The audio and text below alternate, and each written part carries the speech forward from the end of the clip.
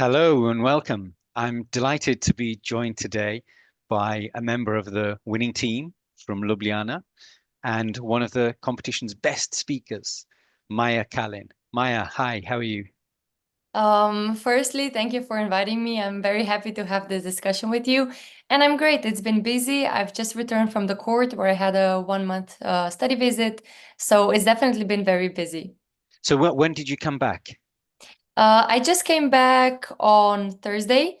I was there for exactly 4 weeks, kind of a weird timeline, but in the cabinet of Judge Passar, where I did my study visit, they were very adaptable. So I could choose whichever time to come and also end on a random Wednesday.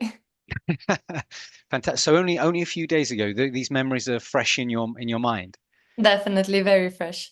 Great. Well, how about keep those memories just for a second? Let's take you back to a little bit further back.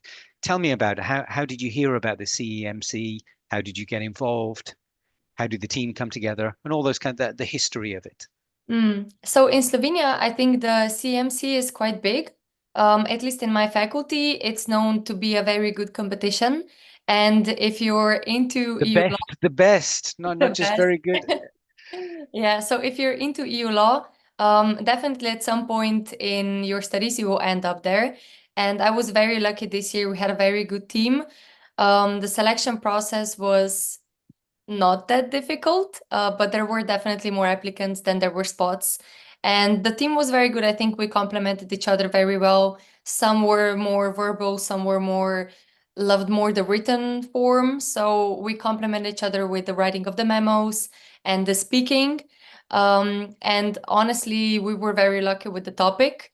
I'm very into fundamental rights and the charter, so having European arrest warrant this year was definitely, to me at least, more interesting than having some competition law or something like that. And basically, we prepared from February to April when the competition took place in Warsaw. And yeah, I can say we're very happy with the end result. So did I understand you correctly that the team was formed before you knew what the topic of the competition was? Yeah, exactly. The team comes before, actually, at the beginning of the study. So in September or October, that's the final form, because it's also good to have obligations set out for the year. So you don't take on too much, you don't take on not enough. So you know well in advance that you'll be competing, and then basically you get the topic and you kind of adapt to that. Okay. And did you know each other, you and the other team members, before you were put together as a team? Well, we are all classmates, but since the class is 200 students, I knew some better. I saw some for the first time, but we definitely had a lot in common. And so, I mean, how much time did you find that you were preparing? So, if you were put together as a team in early October, and then you said you started working on the competition from February, if I remember, was it just partying and discussing what clothes you're going to wear between October and February, or what was happening? There was also some discussions. No, but it was quite heavy work, I would say, especially writing the memos.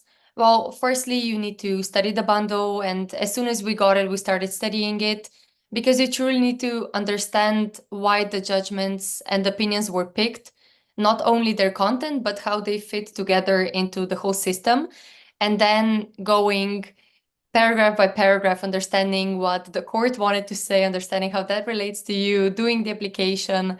So I would say it's not that complicated once you know what's going on. You can just write it, but definitely putting the boxes in your head to match each other, it's a little bit of a different part, a little bit of a difficult part. But that's why there's four of us. When someone didn't understand something, another one definitely understood it. So we had very good connection to discuss the things that we did understand or understood really well. And also the coaches and mentors played a part in this to help us understand the complexities of EU law.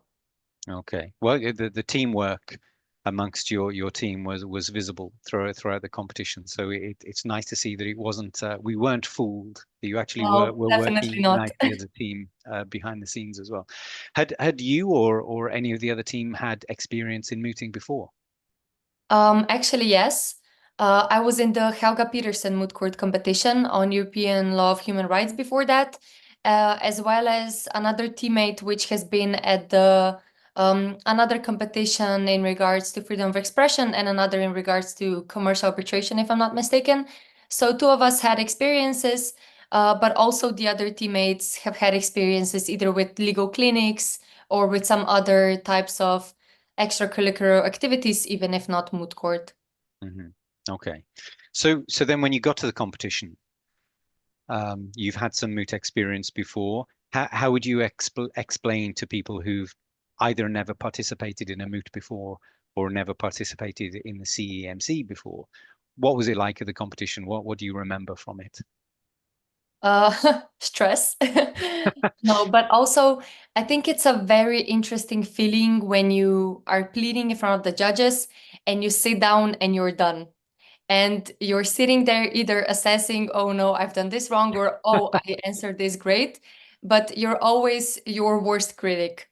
So that's why you're kind of stuck with your thoughts. But again, the team comes in here to make you feel better or to make you feel better prepared for the next pleading.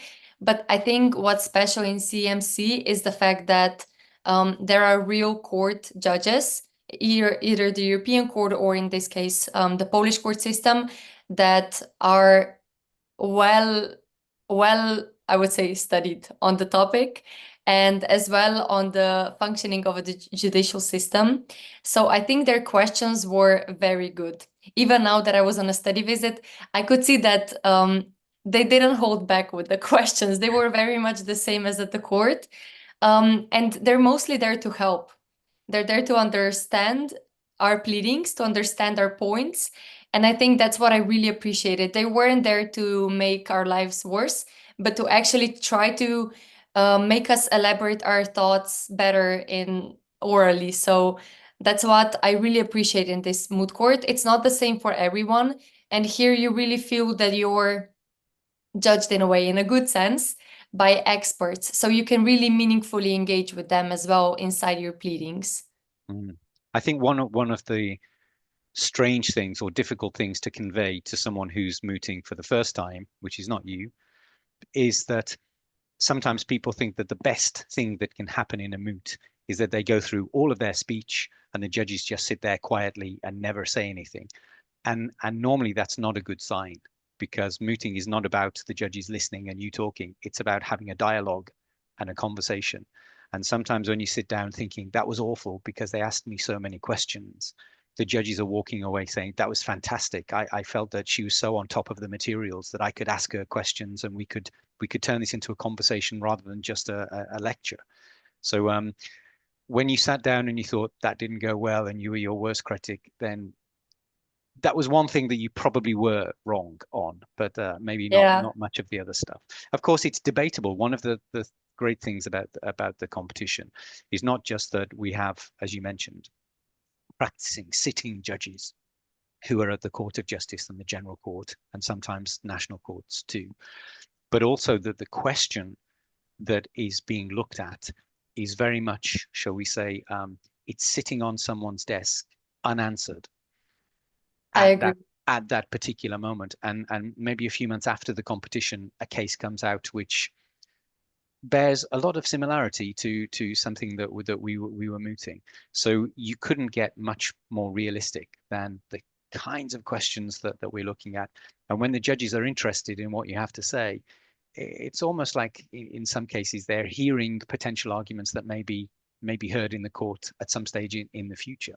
So we're extremely grateful to those who help us to write the question and of course those who give up their time to come and judge the competition. So you said there in the final, there is a delay after you finished mooting and the judges go away. And the bit that you don't see, but I do see, is just how much discussion there is and how the judges are debating about who should win the competition and who should be the best speakers. But without betraying anything, then let's just say there was great support for you winning the competition and you in particular being chosen as a best speaker of the competition. Thank So you. tell us about from that moment onwards. Then you're sitting there, you hear your name announced as you're the best speaker. What happened after that? Fill the gap between having come back from Luxembourg yesterday and having heard your name announced in the final of the competition in May 2025. Yeah, I actually have a a fun thing to describe. Um, when we realized we won, it was, of course, adrenaline spiked very high, and it was very great news. And when they were declaring the best speaker, I knew that the members of my team did so great. I kind of moved my knees to the side if one of them wanted to stood up, because it was such a surprise, and I think we were all that good and all so close that I think it was a little bit of a manifesting situation.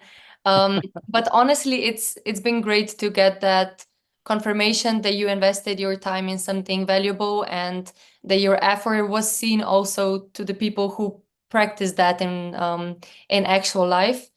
Um, yeah, and then basically it was, I think I didn't even know that that was the award. I was very surprised.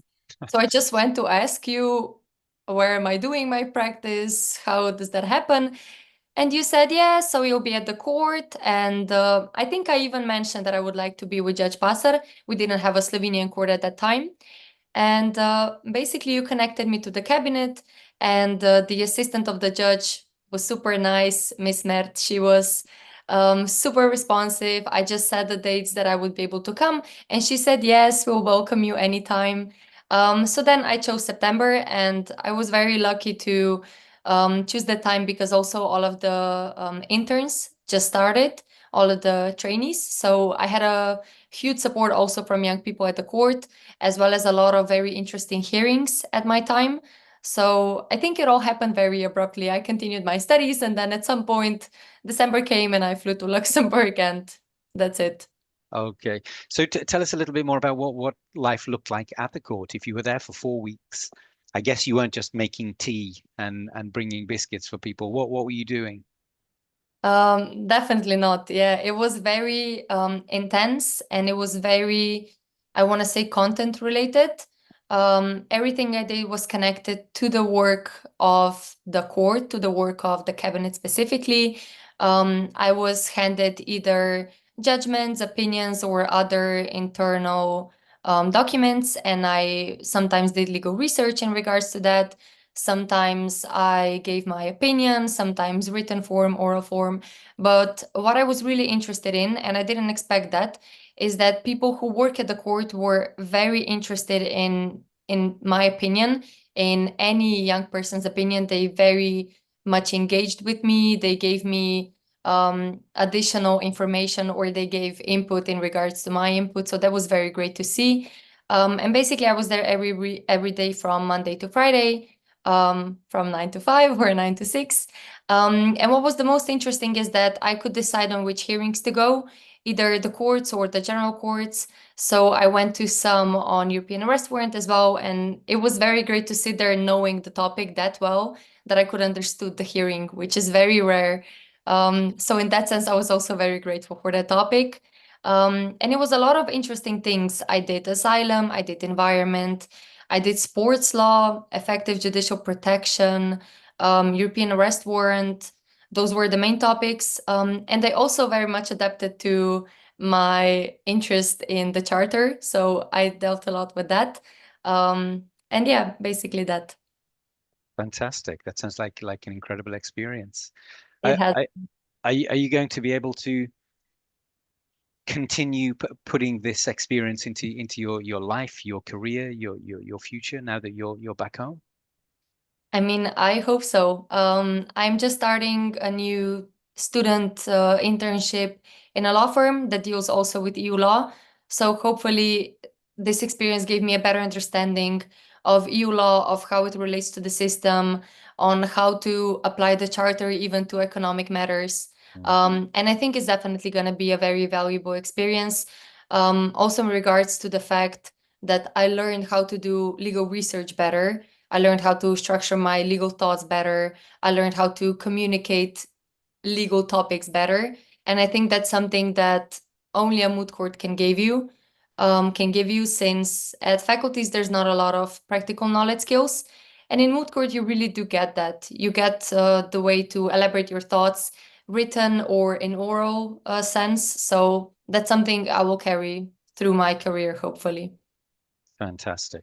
Well, I'll be speaking to you and the rest of your team at some stage in a few months, because you also have another prize coming to you, not as in the capacity of best speaker, but as one of the members of the winning team.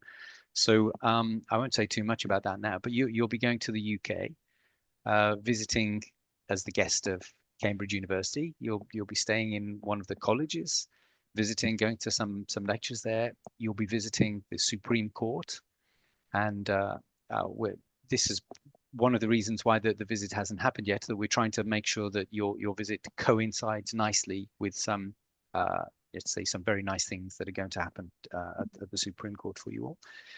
You'll be visiting the Inner Temple, who's one of the sponsors of the Moot Court.